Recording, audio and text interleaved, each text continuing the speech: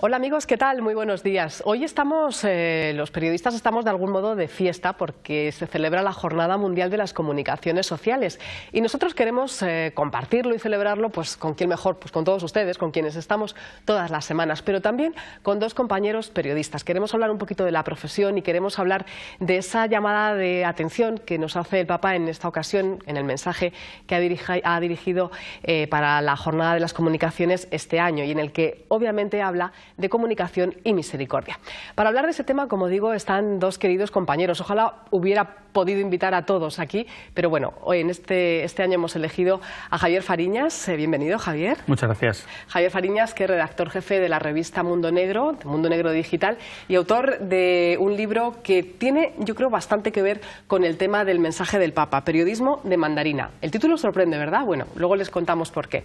Y también saludamos a Ausi Rueda, que es delegada de medios de la Diócesis de Ávila. Un gusto, de verdad, Ausi, que estés con nosotros. Muchas gracias, María Ángeles. Ausi, que ya había estado en el programa, entre otras cosas, porque ha sido merecedora la delegación de medios que ella dirige del Premio Bravo en el ámbito diocesano en esta edición. Ha hecho un trabajo fabuloso con motivo del centenario de Santa Teresa de Jesús y también nos acompañó en ese momento en el programa. Pero hoy queríamos que estuviese aquí en el plató. Pues un gusto poderlo compartir con vosotros. Gracias también y celebrar este día.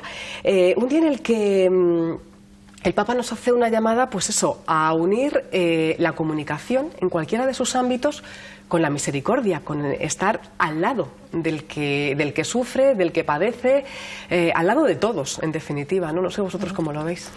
Yo creo que el Papa nos da un tirón de orejas a los periodistas y nos está diciendo: tened cuidado con lo que hacéis, que a veces pecamos un poco de alarmistas, preocupantes. Ya sabes que aquellas noticias que son un poco más complejas o que cuentan a lo mejor historias pues que tocan más a la sensibilidad humana son las que, entre comillas, más puedan vender o más puedan interesar al público, y realmente lo que nos está diciendo el Papa es que seamos capaces de integrar también esas otras realidades y tender puentes, ¿no? Llegar a encontrarse con el que sufre, pero de un modo constructivo.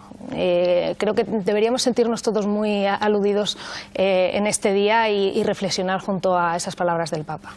Pues fíjate, Ausi, si no hubiésemos hecho mención al mensaje del Papa, esto que has dicho podría ser una presentación fabulosa del libro Periodismo de Mandarina. ¿O no estás de acuerdo, Javier? Bueno, si hacemos una presentación en Ávila, Ausi, pues nada, encantada. Contamos contigo. Cuando quieras y aquí públicamente estás invitado. Gracias.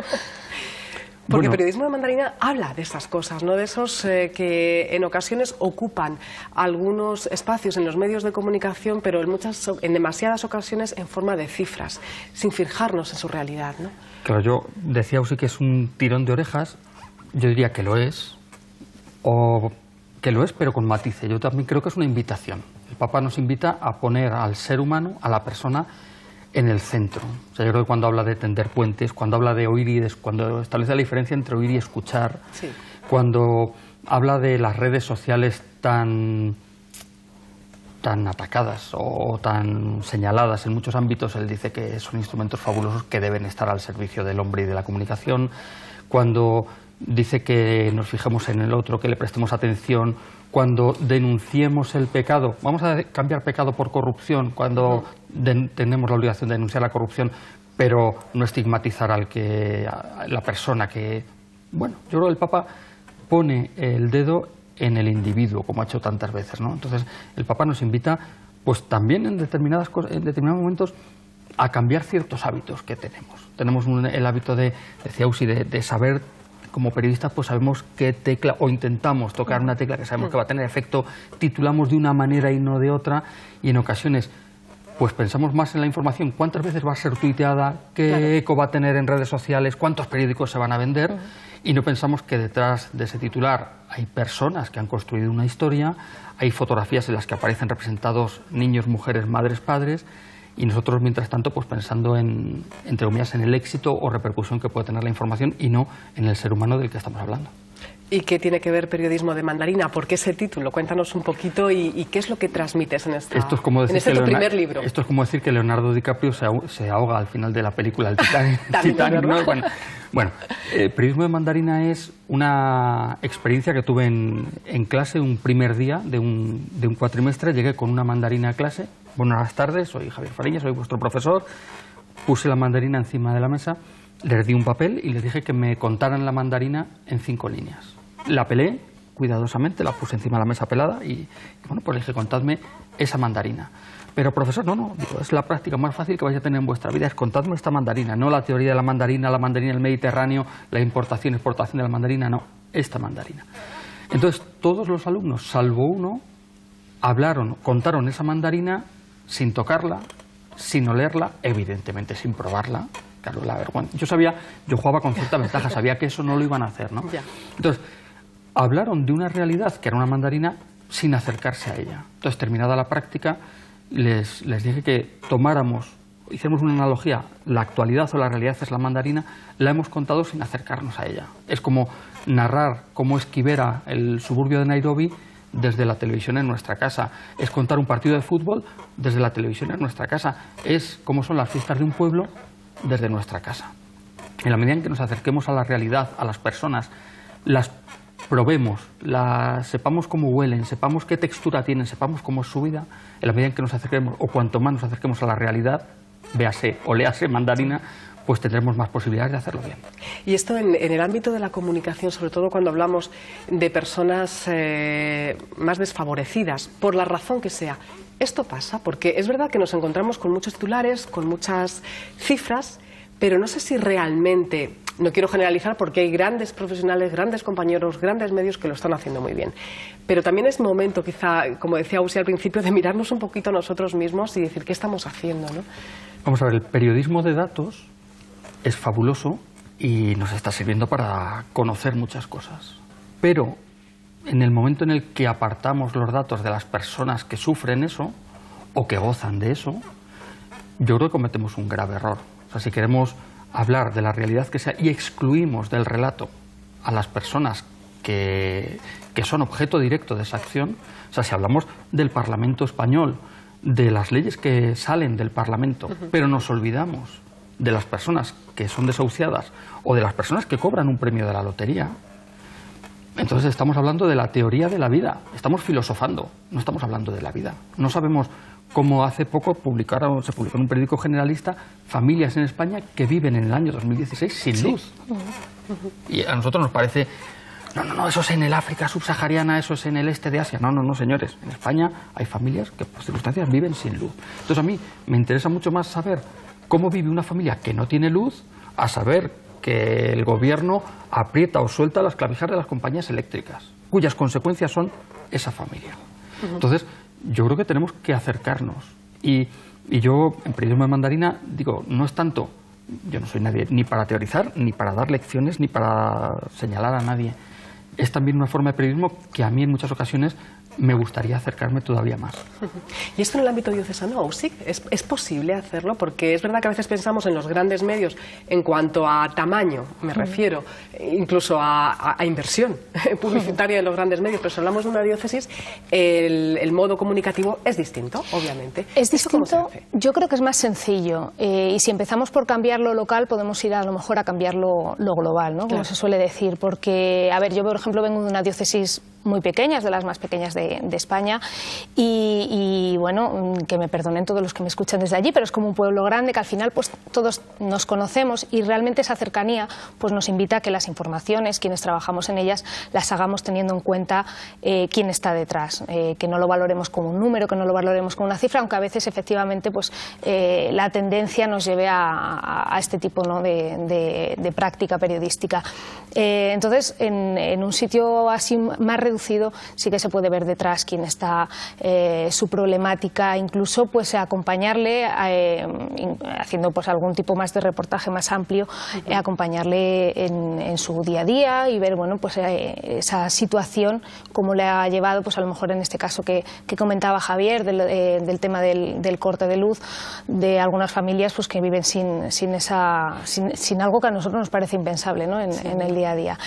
Creo que eso es lo más sencillo. No siempre se puede y es verdad pues, que la lógica nos lleva a otro tipo de prácticas, como digo, pero en el ámbito local es un poquito más sencillo y en localidades también más pequeñas, ¿no? Entonces, bueno, pues es lo que tratamos y además sabiendo quién está detrás de esas informaciones y conociendo incluso su realidad, al informador le resulta hasta más, le llega más, ¿no? Le toca, incluso si le conoce personalmente o tiene alguna relación con él, le es más, bueno, pues esa información va a ser más directa al corazón del espectador, del lector, ¿no? En el tipo de medio que sea. Yo creo que si empezamos por trabajar ese ámbito más reducido, podemos a lo mejor pasarlo al ámbito local, al ámbito nacional, que yo creo que también es un poquito más complicado, ¿no? Y más, la práctica es más compleja, ¿no?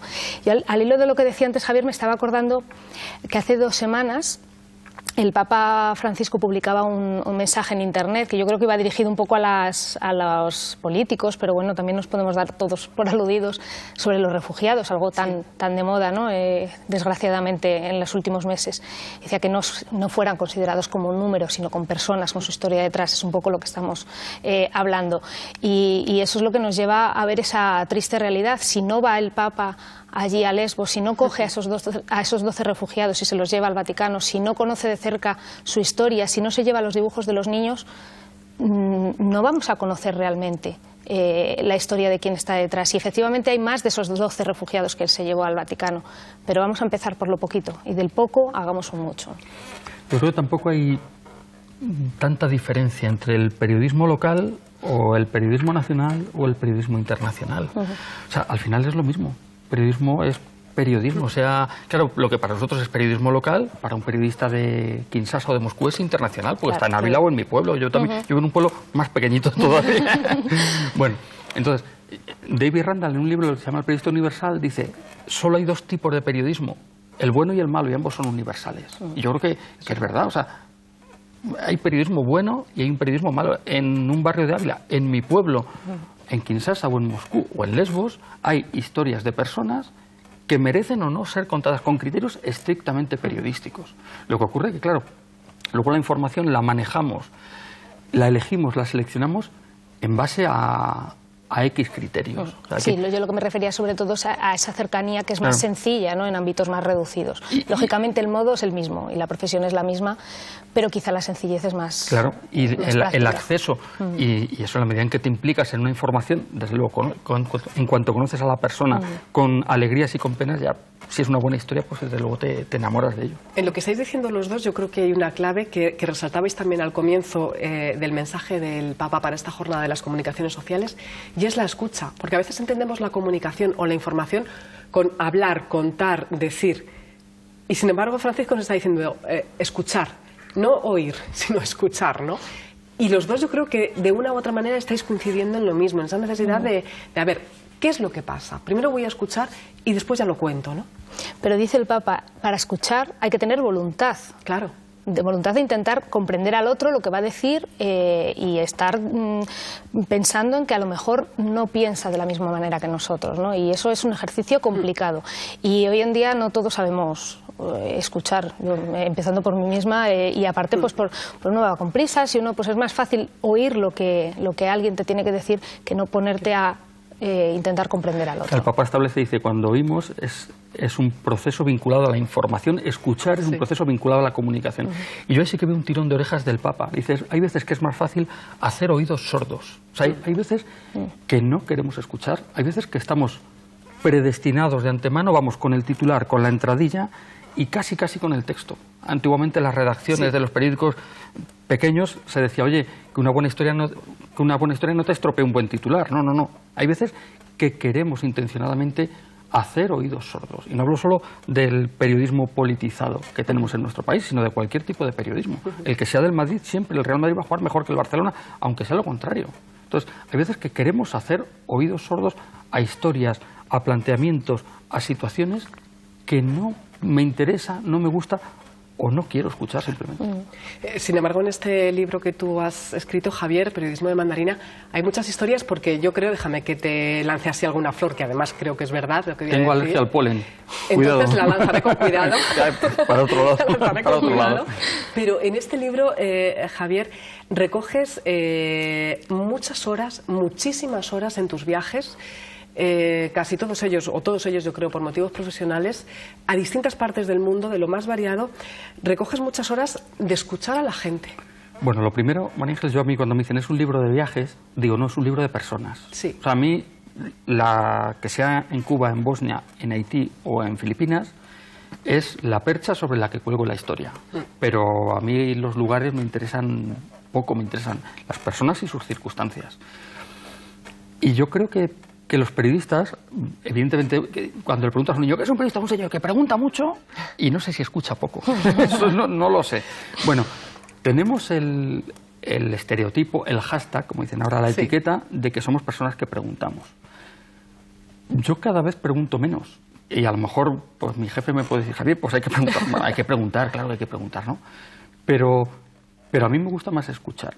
Y sobre todo cada vez me siento más privilegiado cuando alguien quiere contarte su vida.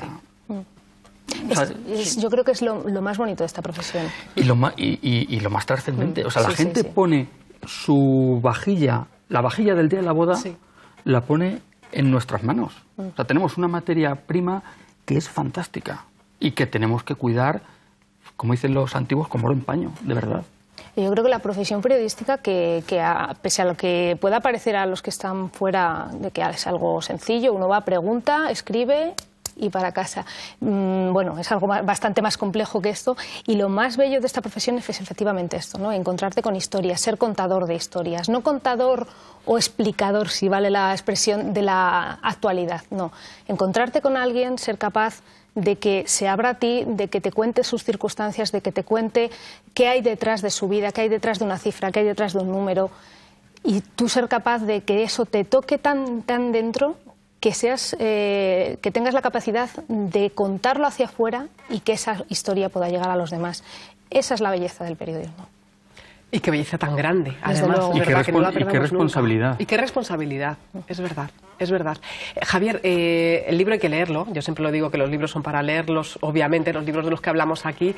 El hablar del libro es un aperitivo, una presentación, pero el libro hay que leerlo. Pero yo sí te pediría que nos sacaras una de esas historias. Hoy que estamos hablando tanto de personas y tal, bueno, yo no... lo difícil para ti habrá sido tener que dejar fuera otras historias. Pero sí, he dejado... vamos a rescatar alguna. Bueno, pues yo, por poner una situación muy concreta, en Haití, yo llegué a Haití ¿ves lo que decíamos antes? Yo llegué a Haití 100 días justos, por casualidades de la vida, llegué 100 días después del terremoto. Entonces yo cuando iba en el avión para allá me encontré que un titular, un periódico, 100 días después del terremoto. Y entonces yo, vanidoso de mí, pues digo, pues ya vendo a cualquier periódico. Oye, que estoy 100 días después, esto merece una crónica, un reportaje, lo que fuera, ¿vale? Entonces al día siguiente, en la iglesia del Sagrado Corazón, completamente derruido el cuerpo central, la torre se había derruido a la mitad, pues allí la gente estaba en una celebración al aire libre, cantando gracias, Señor, gracias. Y a mí eso me removió. Como ciudadano, como periodista, como creyente, a mí aquello... Yo me dije, yo no sé si estaría dando gracias. No lo sé.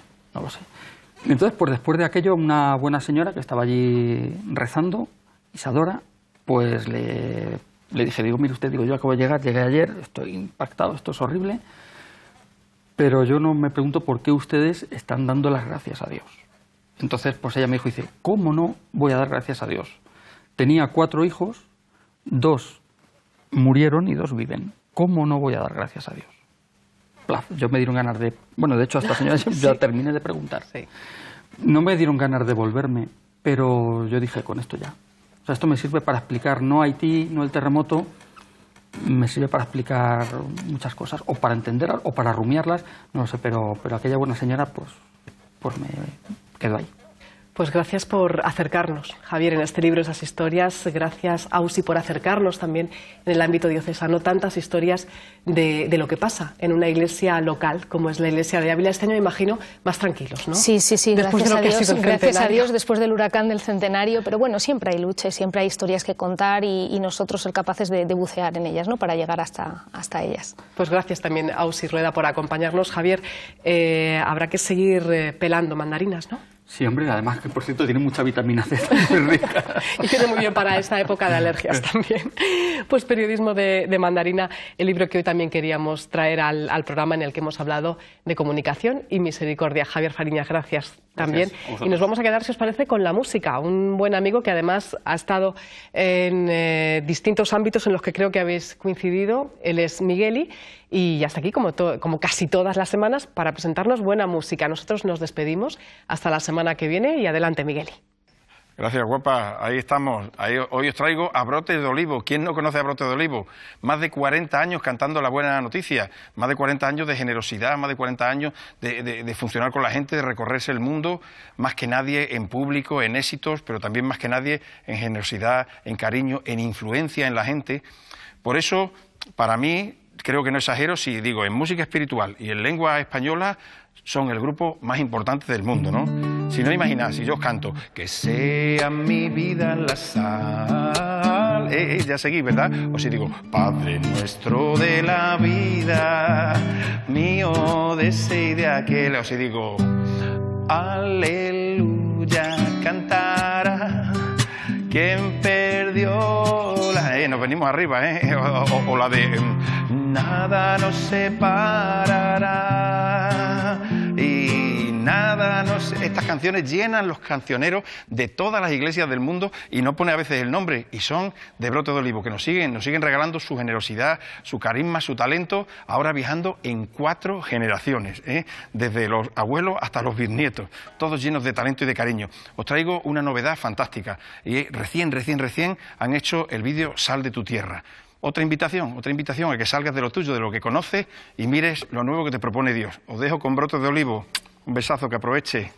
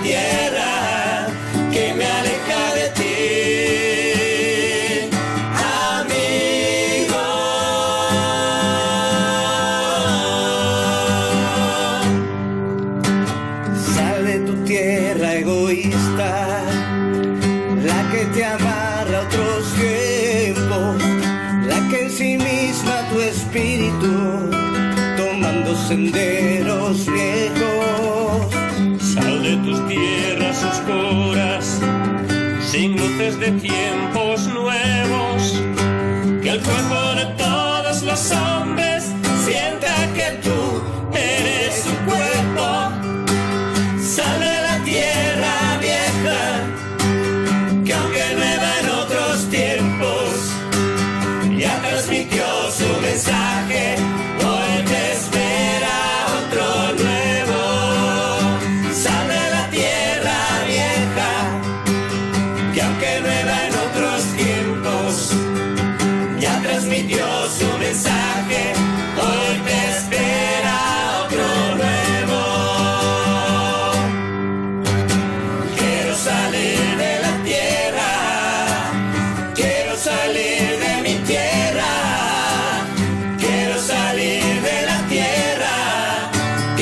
de